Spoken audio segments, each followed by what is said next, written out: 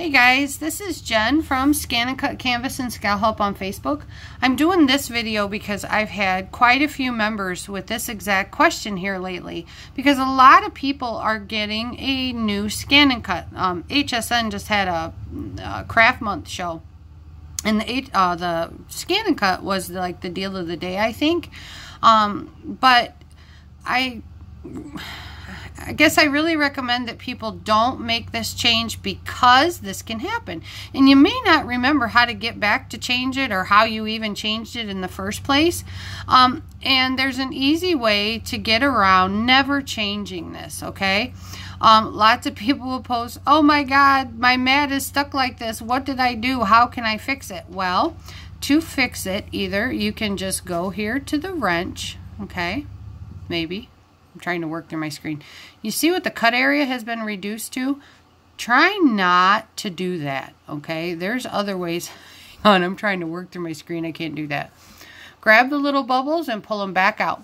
Should always say 11.73 by 11.65.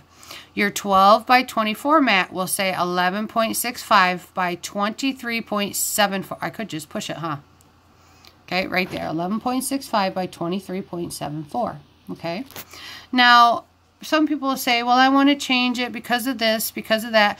You really don't need to change it, because what you can do is just put down your media, okay, on your mat, and then if you want to know where your placement's going to be, just use your background scan, okay?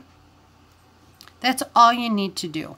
And if you're just coming in, okay, delete all patterns, okay, you can hit the wrench button right here, and this first page right here has your cut area, okay, and you can adjust it there, okay, all right.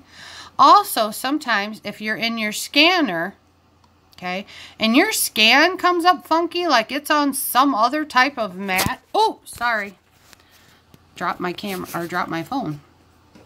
Come in here to the wrench, scan area.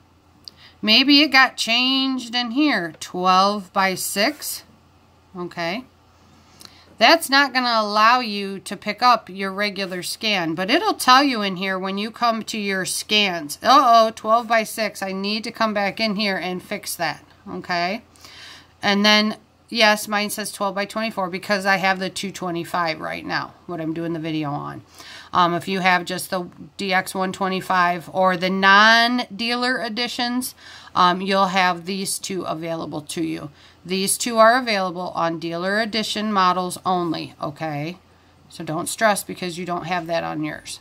All right, so there's another way that you can change it. But again, I don't recommend doing that, okay? Just work with your full mat and adjust your sliders when your scan comes in, okay?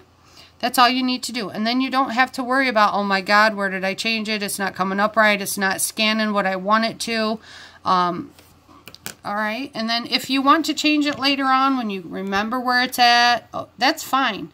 But it's always easy to just put the pattern down, put your shapes down, bring your file in, come in here, set it, and then background scan. So if you have a tiny little piece or something that you want to capture exactly, background scan in whatever you want and then place it exactly. All right, guys? But that's just maybe helpful tips or just a word of advice. All right? You can do whatever you want. I'm just trying to help you in the long run. All right? If you have any questions, you can find me over at ScanNCut Canvas and Scal Help on Facebook. There is a link to that group in every description, and it's also in that blue F that's on the banner of my channel. Thanks, guys.